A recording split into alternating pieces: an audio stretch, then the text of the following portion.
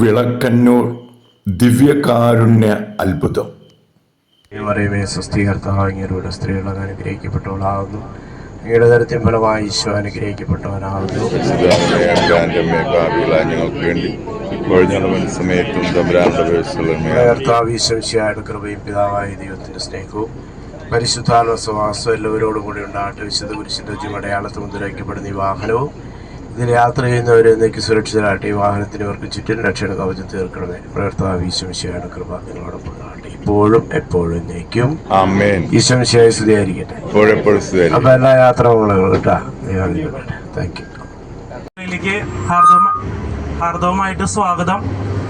നമ്മൾ മൊത്തം ഡ്രൈവറും ബസ്സിൻ്റെ ആൾക്കാരടക്കം 57 പേരാണുള്ളത്.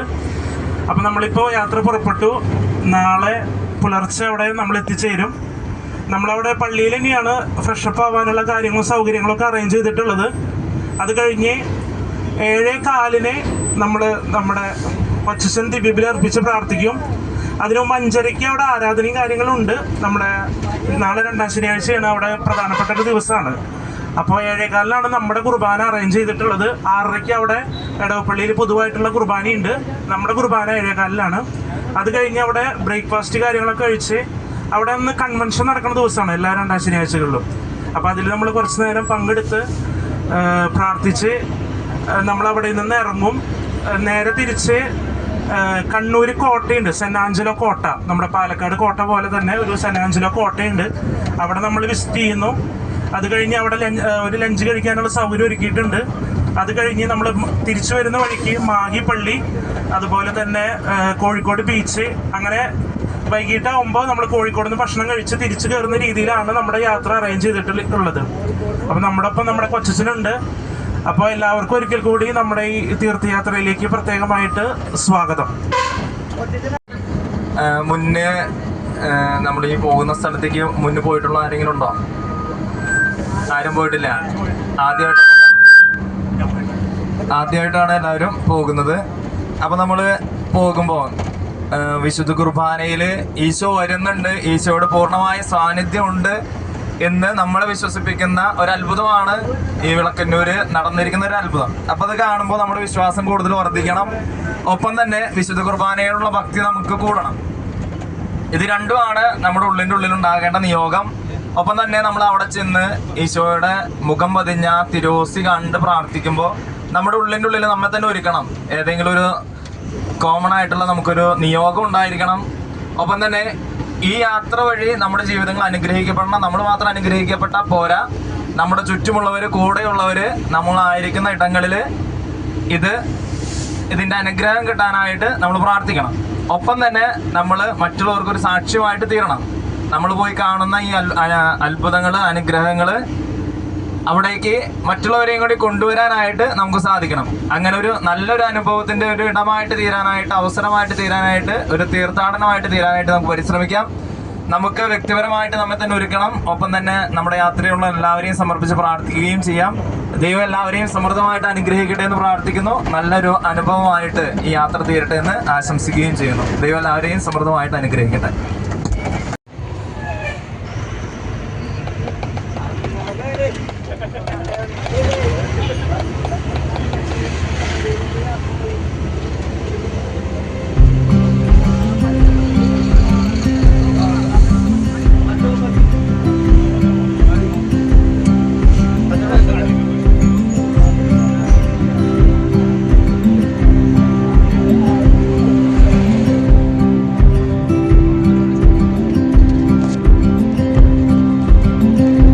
പ്രിയമുള്ളവരെ, മറ്റം സെന്റ് തോമസ് ഫൊറോന പള്ളി KCYM യൂണിറ്റ് നേതൃത്വം നൽകുന്ന വിളക്കന്നൂർ ദിവ്യകാരുണ്യ അത്ഭുത തീർത്ഥാടന യാത്ര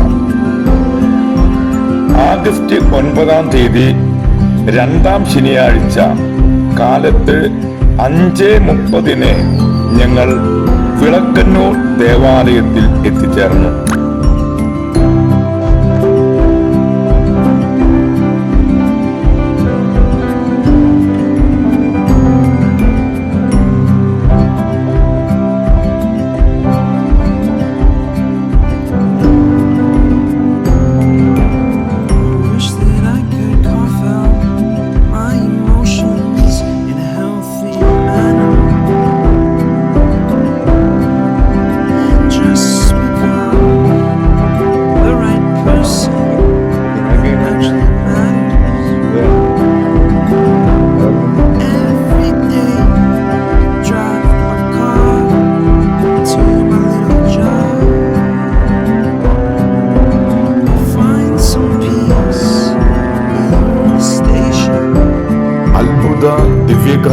ദൈവത്തിന് മുൻപിൽ ഞങ്ങൾ ആവോളം പ്രാർത്ഥിച്ചു. ഞങ്ങളുടെ എല്ലാവിധ ദുഃഖ ദുരിതങ്ങളും ഈശോയുടെ ദിവ്യകാരുണ്യത്തിന് മുമ്പിൽ ഞങ്ങൾ സമർപ്പിച്ചു. ഒരുപാട് ഭക്തജനങ്ങൾ ഓരോ ദിവസവും ഈ ദിവ്യകാരുണ്യത്തിന് മുൻപിൽ വന്ന് പ്രാർത്ഥിക്കുന്നുണ്ട്.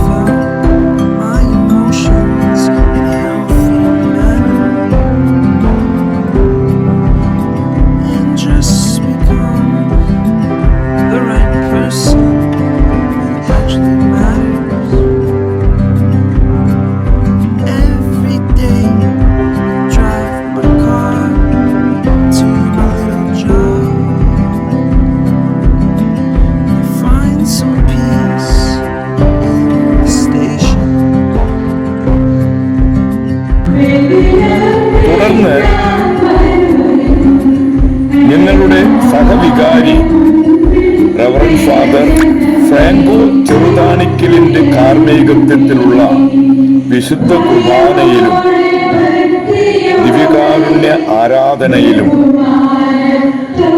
ഞങ്ങൾക്ക് പങ്കുചേരാൻ സാധിച്ചു.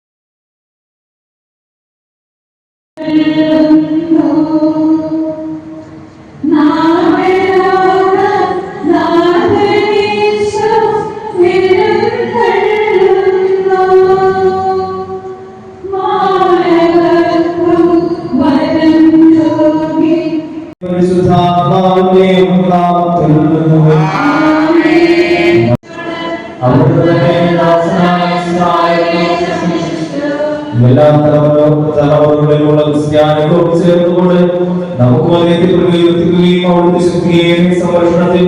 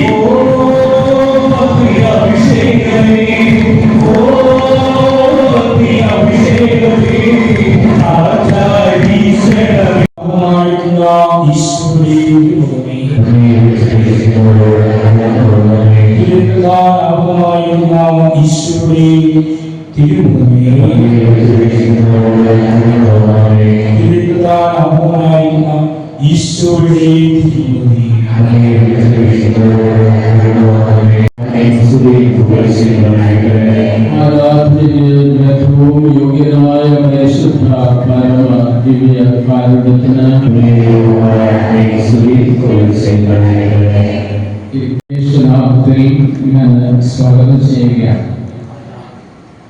ഈ അനുഗ്രഹീതമായ ദിവസം നിങ്ങൾക്ക് വലിയ കൃപയുടെ ദിവസമാകട്ടെ എന്നാണ് ഞങ്ങളുടെ ആശംസകളും പ്രാർത്ഥനകളും. കേരളത്തിലെ വ്യത്യസ്തമായ ഭാഗങ്ങളിൽ നിന്ന് തീർത്ഥാടനത്തിനായി ഇവിടെ വരുന്നവര് ഈശോയുടെ തിരുമുഖം കാണാനുള്ള മോഹം കൊണ്ടാണ് ഇവിടെ വരുന്നതെന്ന് എനിക്കറിയാം. ഈ തിരുമുഖത്തിന് മുമ്പിൽ 3 വർഷക്കാലം ഉണ്ടായിരുന്ന ആളാണ്. തിരുമുഖ പ്രതിഷേധത്തിന് ശേഷം 3 വർഷക്കാലം ഈ ഭവൻ ശുശ്രൂഷ ചെയ്തിട്ടുണ്ട്. ഔദ്യോഗികമായ പ്രഖ്യാപനത്തിന് വേണ്ടി കഴിഞ്ഞ മെയ് മാസം 31-ാം തീയതി തിരിച്ച് റോമിൽ നിന്ന് കൊണ്ടുവന്ന കാലഘട്ടത്തിൽ മീഡിയയിലൂടെ ഈ സംഭവത്തെ കുറിച്ച് വളരെ വിശദമായി അനേകം സംസാരിച്ചിട്ടുണ്ട്.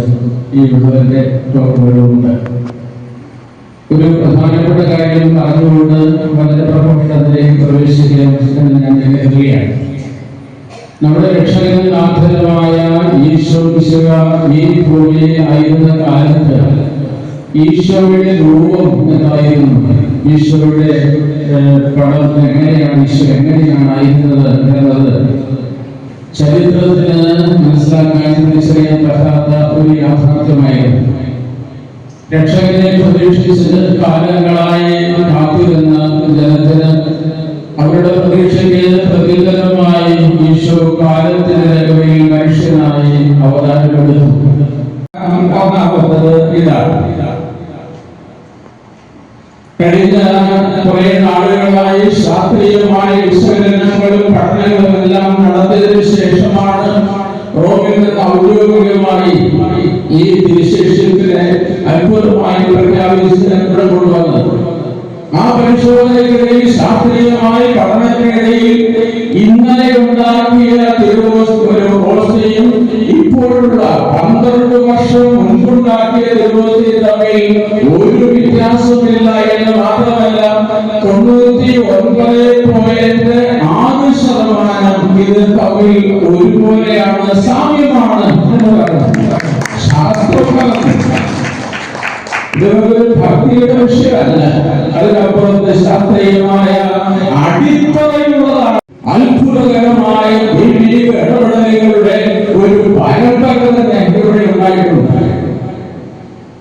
പരിശുദ്ധ കുർബാനയിൽ ഈശോയുടെ തിരുമുഖം തെളിഞ്ഞതിന് ശേഷം വളരെ പ്രത്യേകമായ ഒരു സാഹചര്യത്തിലാണ് തിരുമുഖ ഭക്തിയിലേക്ക് പ്രവേശിക്കുവാൻ ഇടയായത്. എന്തിനു വേണ്ടിയാണ് ഈശോയുടെ തിരുമുഖം ഇവിടെ പണിയുന്നത്? ഇന്ന് ലോകത്ത് ഔദ്യോഗികമായി സഭ അംഗീകരിച്ചിട്ടുള്ള 140 ദിവ്യകാരുണ്യ അത്ഭുതങ്ങളുണ്ട്. ഈ 140 139 എണ്ണവും ഒരു വിധത്തിലും ഒരു കാറ്റഗറിയിലും 140ാമത് വേറൊരു വിധത്തിലുമാണ്. ഞാൻ പറഞ്ഞു വരുന്നത്, ലോകത്ത് ഇന്ന് വരെ ഉണ്ടായിരുന്ന ലോകത്തിന്റെ വിവിധ ഭാഗങ്ങളിൽ ഉണ്ടായിട്ടുള്ള എല്ലാ ദിവ്യകാരുണ്യ അത്ഭുതങ്ങളും പരിശുദ്ധ കുർബാന മാംസത്തിന്റെ ബാഹ്യമായ രൂപം സ്വീകരിച്ചു എന്നുള്ളതാണ്. ദിവ്യകാരുണ്യ അത്ഭുതം പോലെ അതിന്റെ പുസ്തകങ്ങൾ നമുക്ക് വായിക്കാനും ചർച്ച ചെയ്യാൻ നമുക്ക് കിട്ടുന്ന കാര്യങ്ങളാണ്. അവിടെയെല്ലാം തിരുവോസ്തി ഈശോയുടെ തിരുശരീരമായി മാംസകഷ്ണമായി രൂപാന്തരപ്പെട്ടു.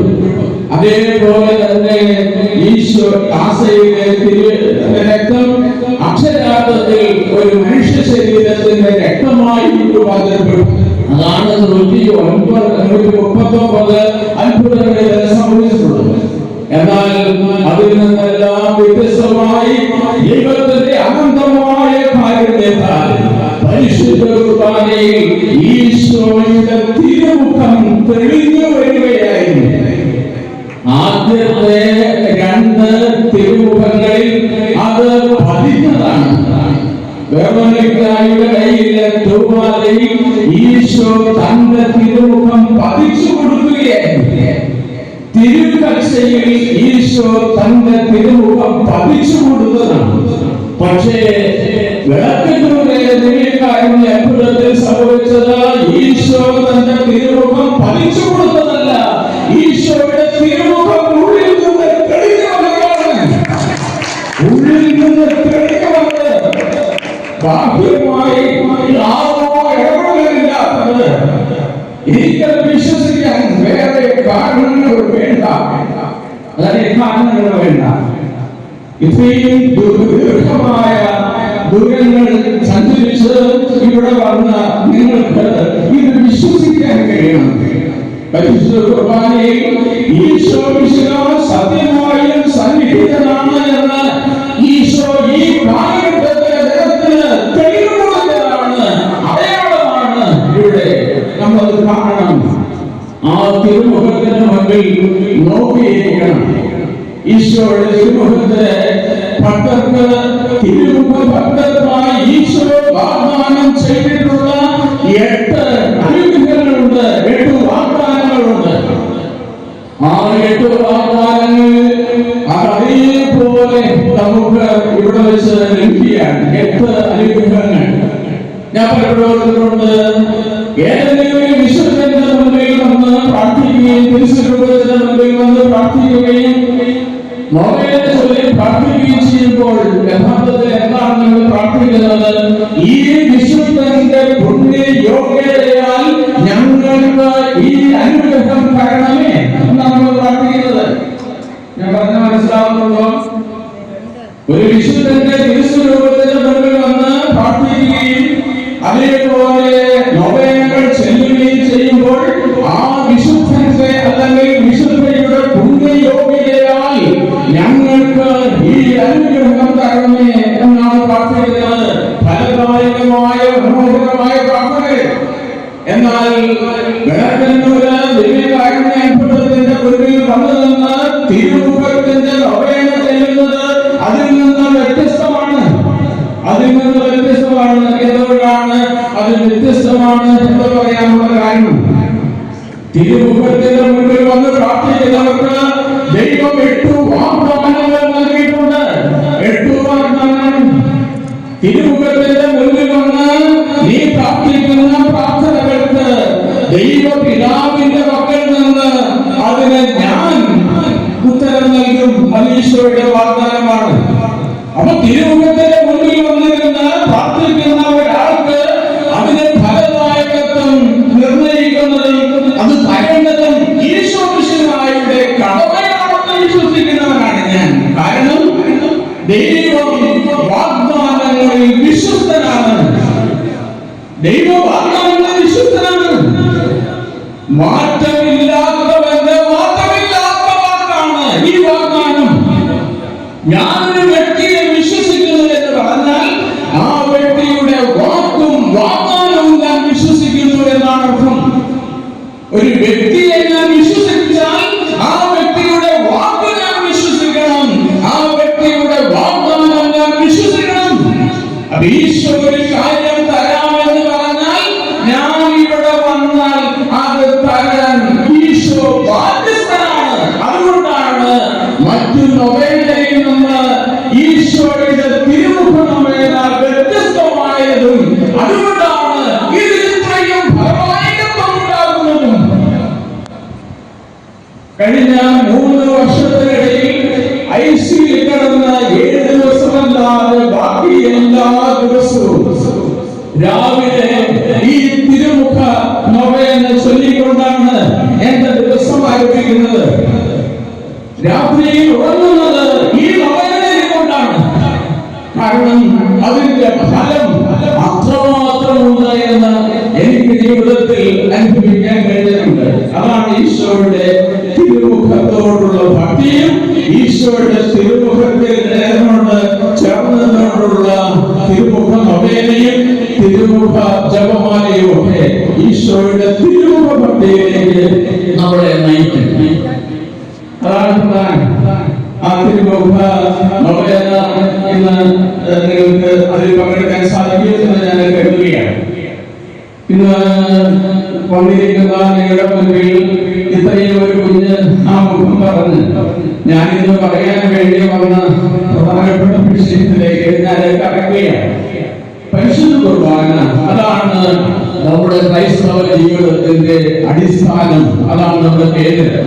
അപ്പൊ അതിന് പരിശുദ്ധ കുർബാനയോടുള്ള ഭക്തിയിൽ വളരുവാൻ, ദിവ്യകാരുണ്യ കേന്ദ്രീകൃതമായ ഒരു ആധ്യാത്മികതയിലേക്ക് വളരുവാൻ, ഈ ദിവ്യകാരുണ്യ തിരുമുഖത്തിന് മുൻപിൽ നിൽക്കുന്ന നിങ്ങൾക്ക് വളരെ എളുപ്പത്തിൽ കടന്നു പോകാൻ സാധിക്കും. അതാണ് എന്റെ പ്രത്യാശ. പരിശുദ്ധ കുർബാനയാണ് നമ്മുടെ ജീവിതത്തിലെ പ്രധാന കാരണം. സത്യമായും അത് ഈശോയുടെ തിരുശരീരമാണ് എന്ന് ഇവിടെ അടയാളം തന്നുകൊണ്ട് നമ്മെ ഈശോ ഓർമ്മിപ്പിക്കുകയാണ്. അതിന്റെ ആഴങ്ങളിലേക്ക് വരാൻ ദൈവമേ പ്രവർത്തനമേ എന്ന് പ്രാർത്ഥിക്കുക. ഒരൊറ്റ ചിന്ത നിങ്ങളുമായി പങ്കുവെക്കാനാണ് ഞാൻ ആഗ്രഹിക്കുന്നത്. അത് ഈശോ മിശിഹായുടെ രക്ഷാകരമായ പീഡാസഹനത്തിന്റെയും കുരിശുമരണത്തിന്റെയും ഉത്ഥാനത്തിന്റെയും ഓർമ്മയാചരണവും അനുഷ്ഠാനവുമായ പരിശുദ്ധ കുർബാന, അത് നമ്മുടെ ജീവിതത്തിന്റെ കേന്ദ്രമാണ്. അതാണ് ഞാൻ സൂചിപ്പിക്കാൻ ആഗ്രഹിക്കുന്ന കാര്യം. പെസഹ രഹസ്യങ്ങളുടെ അനുസ്മരണവും അനുഷ്ഠാനവും ആഘോഷവുമാണ് പരിശുദ്ധ കുർബാന. പറയാൻ നോക്കിയേ, പെസഹ രഹസ്യങ്ങളുടെ അനുസ്മരണവും അനുഷ്ഠാനവും ആഘോഷവുമാണ് പരിശുദ്ധ കുർബാന. എന്തിന്റെ അനുസ്മരണമാണ് പറഞ്ഞേ? എന്തിന്റെ അനുസ്മരണമാണ്? പെസഹ രഹസ്യങ്ങളുടെ അനുസ്മരണം. എന്തിന്റെ അനുഷ്ഠാനമാണ്? പെസഹ രഹസ്യങ്ങളുടെ അനുഷ്ഠാനം. എന്തിന്റെ ആഘോഷമാണ് കുർബാന? പെസഹ രഹസ്യങ്ങളുടെ ആഘോഷം. എന്നുള്ളത് പറയാം.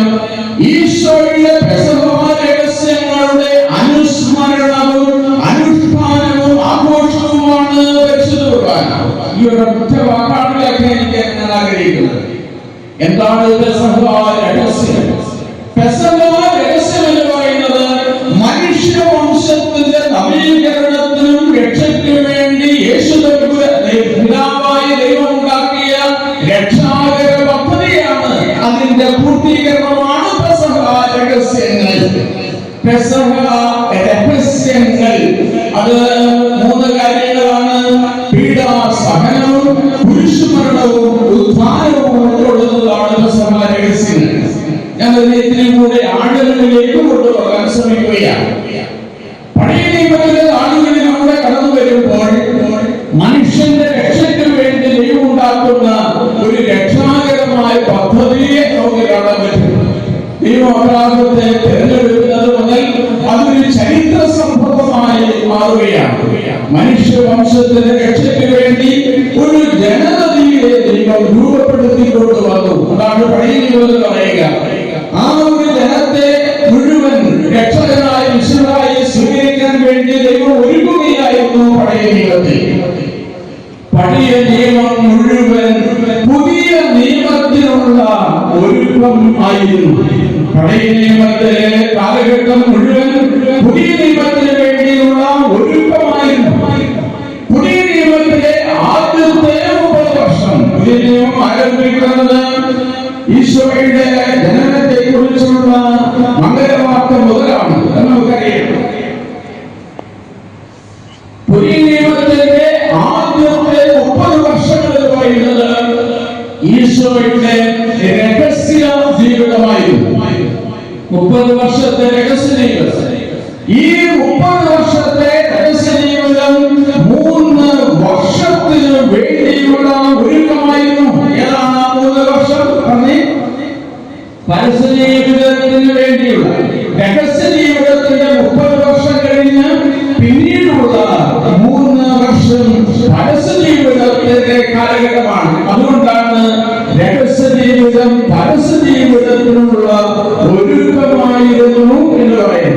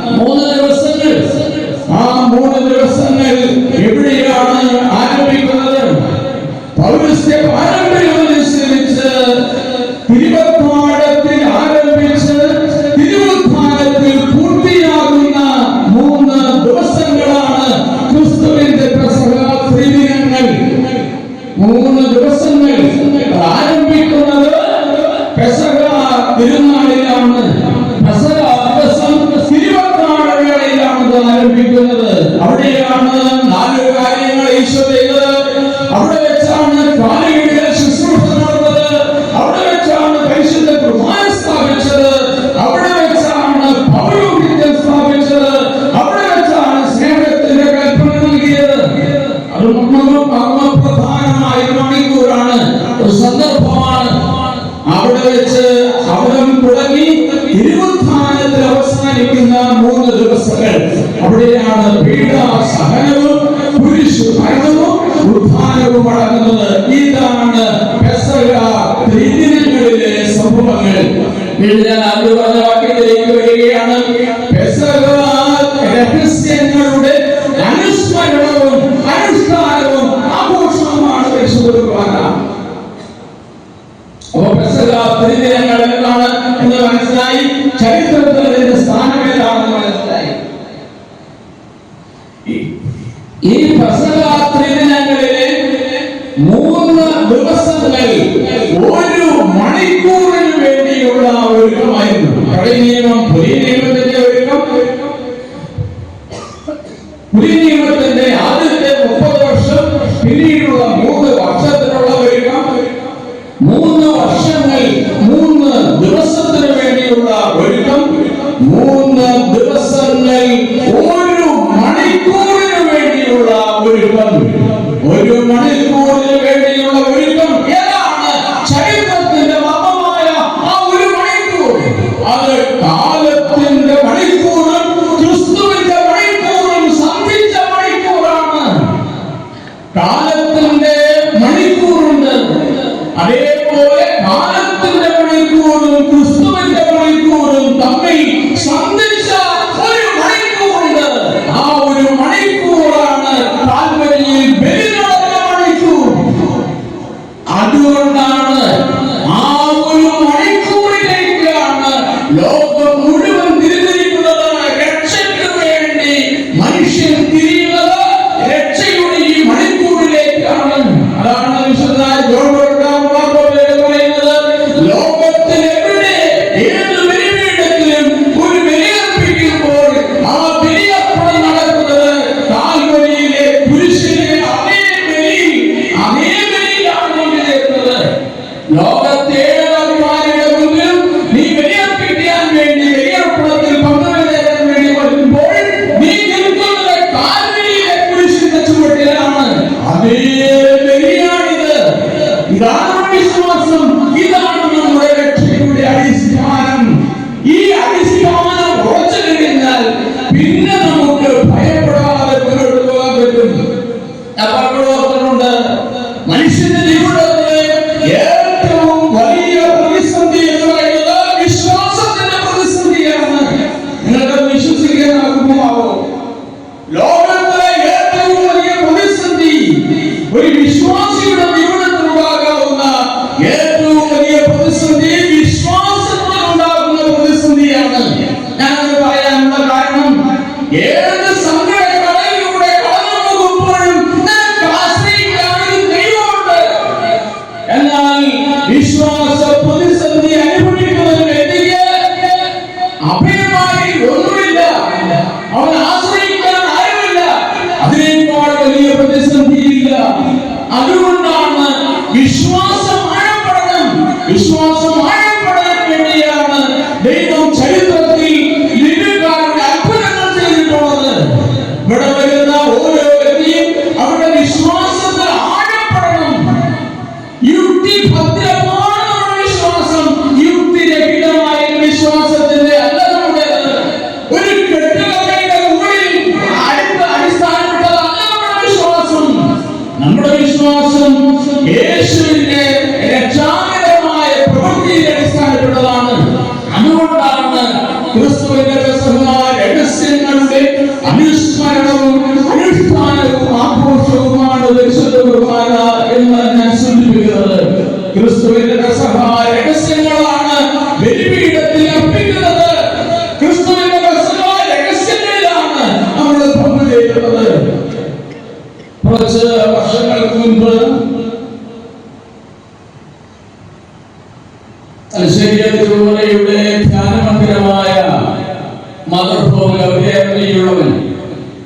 അവിടെ ആയിരുന്ന കാലത്ത് അതിന്റെ 10ാം വാർഷികത്തിന്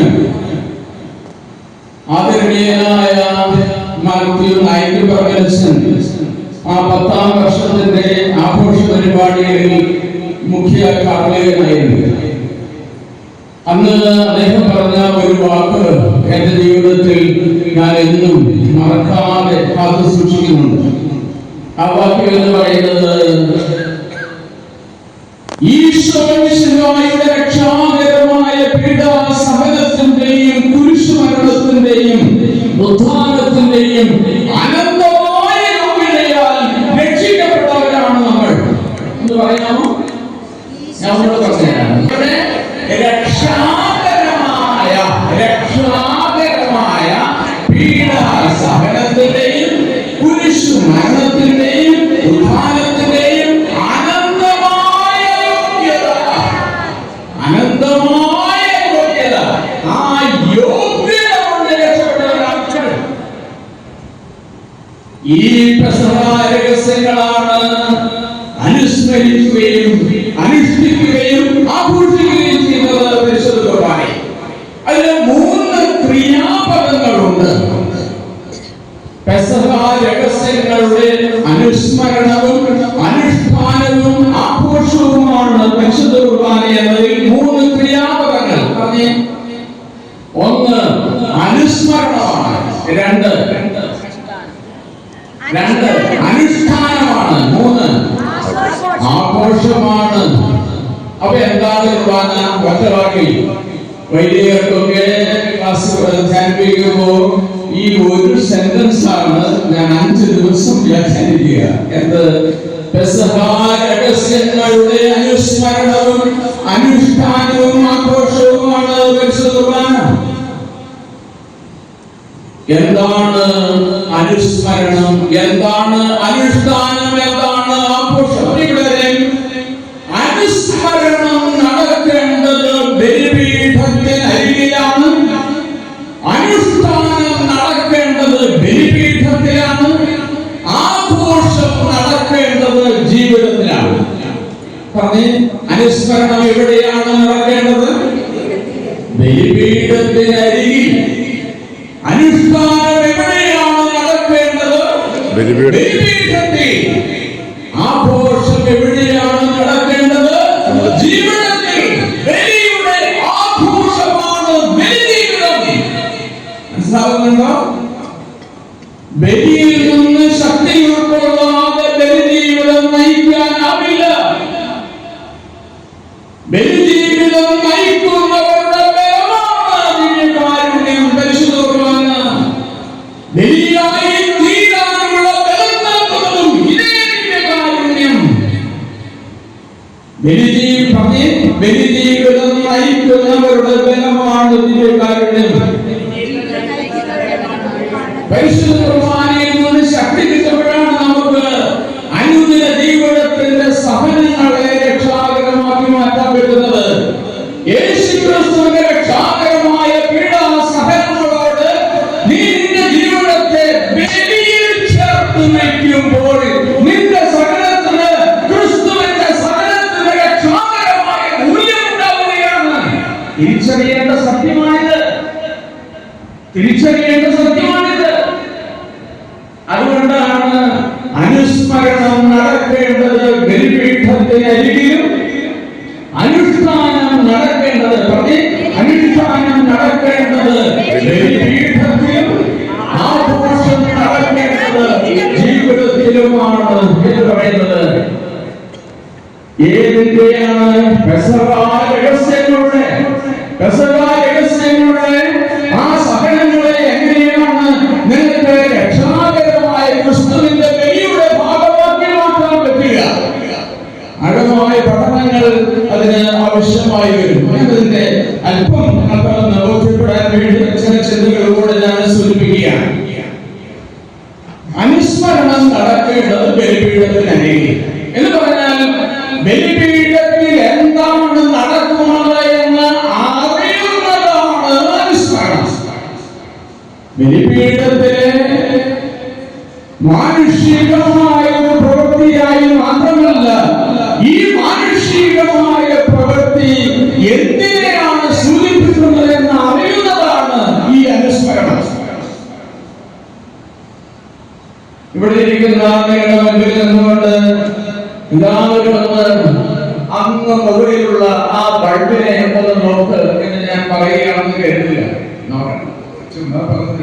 ഉദാഹരണം പറഞ്ഞു. അല്ലെ കൊച്ചിന്റെ മുമ്പിൽ നിർത്തി കൊച്ചിനെ കൊച്ചുങ്ങളെ നിർത്തിയിട്ട് പറയും, മക്കളെ നോക്കിയേ, അതോ നക്ഷത്രങ്ങൾ കണ്ടോ, നക്ഷത്രങ്ങൾ കണ്ടോ എന്ന് ചോദിച്ച് ഞാൻ ഇങ്ങനെ വിരൽ മുകളിലേക്ക് ചൂണ്ടിക്കാണിച്ചു എന്ന് കേട്ട്, ഞാൻ ഇങ്ങനെ വിരൽ മുകളിലേക്ക് ചൂണ്ടിക്കാണിക്കുമ്പോ എന്നെ കൊച്ച് ഈ പിള്ളേര് എന്റെ കൈവിരലിന്റെ തുമ്പുവരെ മാത്രമേ നോക്കുന്നുള്ളൂ എങ്കിൽ ഞാൻ ചൂണ്ടിക്കാണിച്ചത് മനസ്സിലാകാതുള്ളൂ. മനസ്സിലായോ? ഒരു മാനുഷിക ബലിപീഠത്തിൽ നടക്കുന്ന മാനുഷിക പ്രവൃത്തികൾക്കപ്പുറത്ത് ബലിപീഠത്തിൽ നടക്കുന്ന ദൈവിക പ്രവൃത്തികൾ കാണാൻ കഴിയുന്നില്ല എങ്കിൽ ബലി നിനക്ക് നിരർത്ഥകമായി പോകും. അതുകൊണ്ടാണ് ഇത് ഒരു മാനുഷിക പ്രവൃത്തിയല്ല, ഇത് ദൈവികമായ പ്രവൃത്തിയാണ്. സ്വർഗ്ഗവാസികളും ഭൂവാസികളും ഒത്തുചേർന്ന് ഈ ഭൂമിയിൽ ചെയ്യുന്ന ഏക പ്രവൃത്തിയാണ് പരിശുദ്ധ കുർബാന. പരിശുദ്ധ കുർബാനയാണ് മനുഷ്യന്റെ പ്രവൃത്തി അല്ലത്. മനുഷ്യന്റെ പ്രവൃത്തിക്ക് നിന്നെ രക്ഷിക്കാനാകുമോ? ഇല്ല. ദൈവത്തിന്റെ പ്രവൃത്തിക്ക് മാത്രമേ നിന്നെ രക്ഷിക്കാനാവൂ. അതുകൊണ്ടാണ് ബലിപീഠത്തിൽ നടക്കുന്നത് എന്താണ് എന്ന് അറിയുകയാണ് ഒന്നാമത്തെ കാര്യം. ബലിപീഠത്തിൽ നടക്കുന്നത് എന്താണെന്ന് അറിയണം. വിശുദ്ധനായ ജോൺ പോൾ രണ്ടാമൻ മാർപ്പാപ്പാസിന്റെ കാലഘട്ടത്തിൽ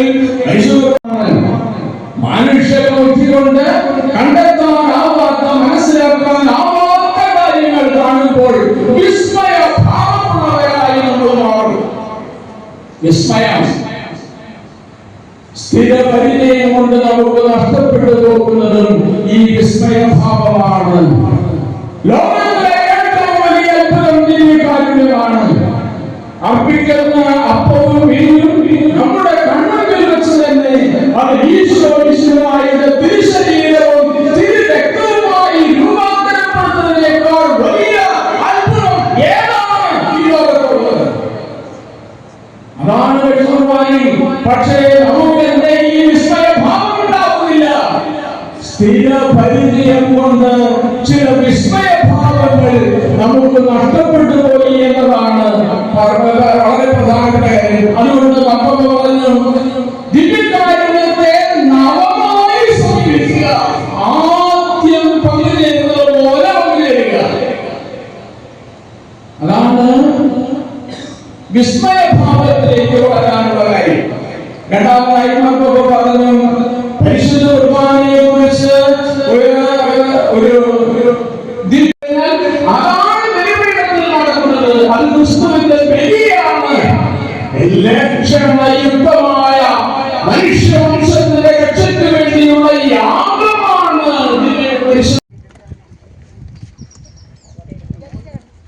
പണ്ട് കാലത്ത് ഉപയോഗിച്ചിരുന്ന പീരങ്കിയുടെ കുഴലാണ് ഈ കാണുന്നത്.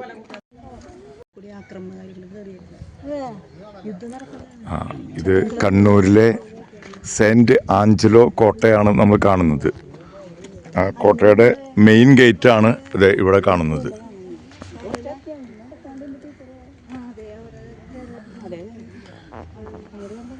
ഇതിൻ്റെ ഒരു ഭാഗം കടലാണ്. കടലിൽ കൂടെ ഉള്ളിൽ കൂടെ ഇതിലേക്ക് തുരങ്കുണ്ടെന്നാണ് പറയുന്നത്. വളരെ നയനമനോഹര പ്രകൃതി സൗന്ദര്യമൊക്കെ ഉള്ള സ്ഥലങ്ങളാണ് ഇവിടെ ചുറ്റും. നല്ല കോട്ടയ്ക്ക് യാതൊരു കേടും സംഭവിച്ചിട്ട് ഇത്രയും കാലങ്ങളായിട്ടും നല്ല രീതിയിൽ തന്നെ നിൽക്കുന്നുണ്ട്. ആ കോട്ടയുടെ മുന്നിലാണ് ഇപ്പോൾ നമ്മളായിരിക്കുക.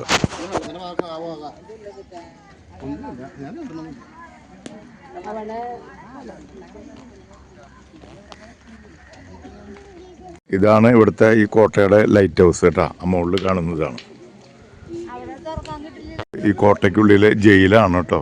അത് അടച്ചിട്ട് എടുക്കുകയാണ്. ഇതിൻ്റെ ഉള്ളിലാണ് അന്നത്തെ കുറ്റവാളികളെ കിട്ടിയിരുന്നത്. ഒരുപാട് മരങ്ങളും ചെടികളും ഒക്കെ വെച്ച് പിടിപ്പിച്ചുള്ള സ്ഥലത്തിൽ കൂടെയാണ് നമ്മൾ പോകുന്നത്. ഇതിന് ചുറ്റി നടക്കാൻ ഒരുപാട് ഏരിയ ഉണ്ട്. പണ്ടത്തെ അതൊക്കെ വൃത്തിയായിട്ട് തന്നെ അവർ സൂക്ഷിക്കുന്നുണ്ട്. ഒരുപാട് തീർത്ഥാടകർ ടൂറിസ്റ്റുകളൊക്കെ വരുന്നൊരു സ്ഥലമാണ് കണ്ണൂരിലെ സെയിൻറ്റ് ആഞ്ചലോ ഫോർട്ട്. അതിൻ്റെ ഉള്ളിലത്തെ ദൃശ്യങ്ങളാണ് നമ്മളിപ്പോൾ കാണുന്നത്. നമ്മൾ മുകളിലേക്ക് കയറും. മുകളിലേക്ക് കയറി കഴിഞ്ഞാൽ അവിടുത്തെ ദൃശ്യങ്ങൾ കാണാൻ സാധിക്കും. ഒരുപാട് വർഷത്തെ പാരമ്പര്യമുള്ള മാവുകളും അതുപോലെ തന്നെ ചക്കപ്ലാവൊക്കെ ഇതിൻ്റെ ഉള്ളിലുണ്ട്. ചെടികളൊക്കെ ഇവിടെ വെച്ച് പിടിപ്പിച്ച് മനോഹരമാക്കിയിട്ടുണ്ട്. ഇതൊക്കെ കോട്ടയുടെ വിവിധ ഭാഗങ്ങളാണ്. ജയിലും അങ്ങനെയുള്ള ഭാഗങ്ങളിലാണ് ഇതൊക്കെ. ഇതിനെ നേരത്തെ കണ്ട ലൈറ്റ് ഹൗസിൻ്റെ ഭാഗമാണ്. ഇപ്പോൾ നമ്മൾ കുറച്ചുകൂടി മുകളിലേക്ക് കയറി. ഈ കോട്ടയ്ക്ക് ചുറ്റും കടലാണ്. അങ്ങനെ പരന്ന് കിടക്കുന്ന കടലാണ്. ഒരുപാട് വാഹനങ്ങളൊക്കെ ഈ വഴിക്ക് പോകുന്നുണ്ട്. ഇതൊക്കെ ഈ സൈഡിലാണ് പീരങ്കികളൊക്കെ വെച്ചുള്ള സ്ഥലങ്ങൾ.